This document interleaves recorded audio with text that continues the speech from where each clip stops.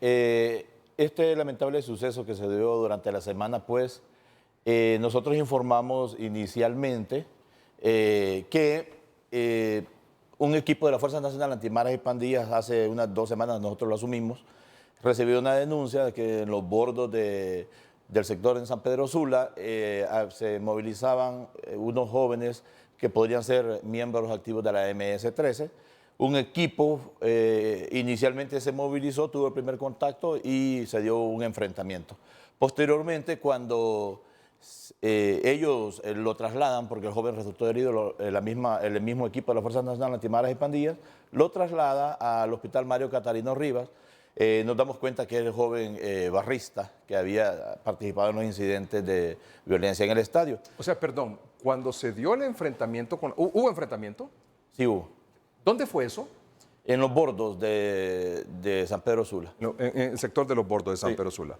O sea, que no era, estaba equivocado, estaba en el error de creer o tenía la información o mala información de que fue un operativo para capturarlo a él.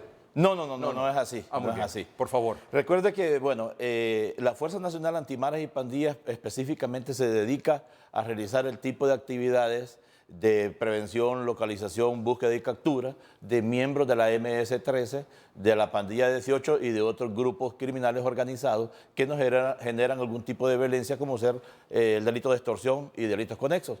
Esos fueron los primeros que tuvieron el acercamiento. Ahora, cuando vemos toda la situación en torno a este incidente, obviamente la Policía Nacional se retira de la investigación para dar transparencia a la misma. No, permítame, antes de eso. Sí. Entonces fue un operativo de la Fuerza Nacional Antimaras y Pandillas. Así es.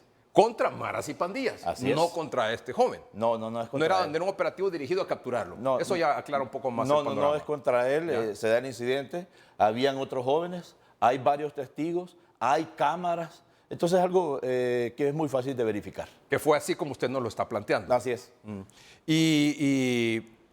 ¿Por qué se produjo el enfrentamiento? Porque cuando estos muchachos vieron llegar a la policía, ¿dispararon? Dispararon contra el equipo inicial de la Fuerza Nacional Antimaras y Pandillas. De hecho, hay un señor subcomisario que recibe un balazo en el pecho. Él anda con un chaleco antibalas y la placa Kevlar detiene el impacto, pero él todavía está incapacitado con los moretones producto de ese balazo. ¿La policía responde ante el ataque? La policía responde, hay disparos cruzados y posteriormente encontramos que el joven tiene un solo disparo en su cuerpo.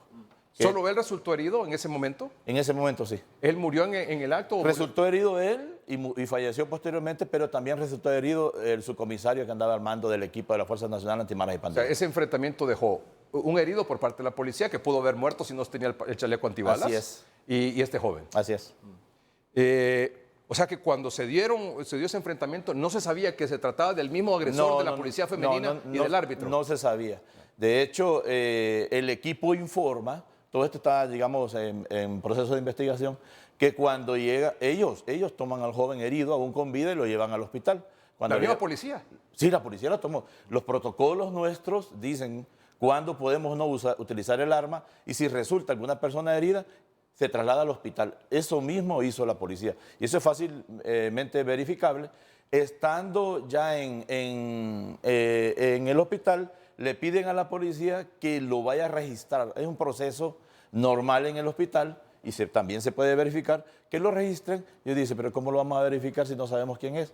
Y se encontró la cédula de identidad de él, de acuerdo a la versión preliminar del equipo de investigación, y se comprobó que era el joven. Sí, porque usted sabe que eso ocurrió, no sé, ¿cómo a qué horas ocurrió el enfrentamiento? Aproximadamente a las 3:30 de la tarde. Y eran como no sé si eran como las 6:30, 7 de la noche y todavía no se tenía la seguridad de que se trataba de esta persona. O sea, que tomó tiempo confirmar la noticia. Sí, porque se da el incidente, se traslada al hospital. Nosotros tuvimos conocimiento aproximadamente a las 4:30 de la tarde.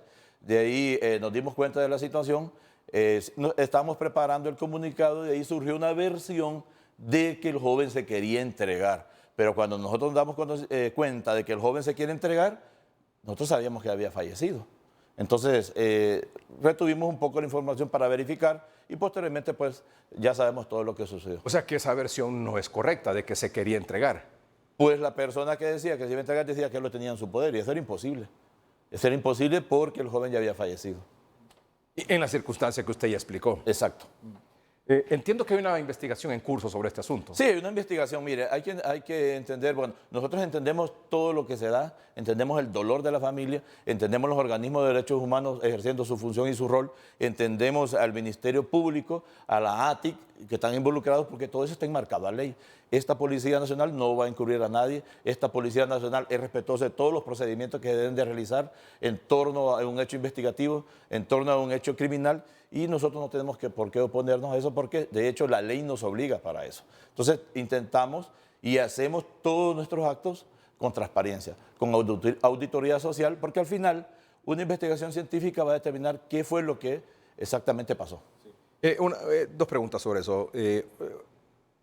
Una versión también, en el transcurso de la semana, de que este joven había sido víctima de torturas. ¿Qué tiene que decir ante eso? Bueno, nuestra viceministra, la doctora Yulisa Villanueva, una experta de más de 20 años en la materia, explicó muy bien que cuando hay dudas de que un detenido o un fallecido fue sometido a torturas, existe un protocolo de Minnesota. El protocolo de Minnesota establece, entre otras,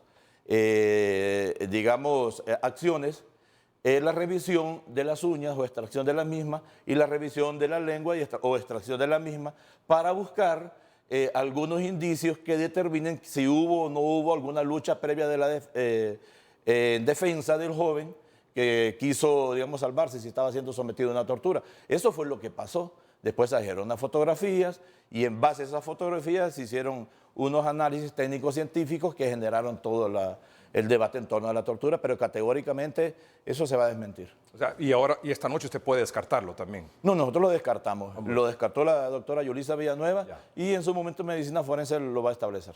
Los efectivos, los policías que participaron, los oficiales antimaras y pandillas que participaron en ese operativo, ¿ellos continúan actualmente laborando normalmente? No, de acuerdo a nuestros protocolos, cuando unas personas se ven involucradas, unos funcionarios policiales se ven involucrados en un hecho de un enfrentamiento con arma de fuego y resulta una víctima fatal, ellos son retirados de sus funciones y están pendientes para ser presentados a orden de la Fiscalía y de la ATIC para que se deduzcan las responsabilidades del caso, si es que existen.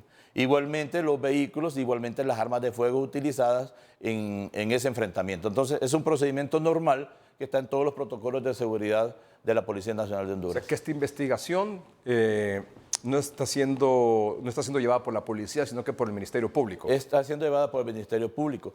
Fíjense que nosotros tenemos en nuestros protocolos de actuación con la Fiscalía precisamente eso. Cuando hay un funcionario policial involucrado en un hecho, nosotros nos retiramos e interviene la ATIC.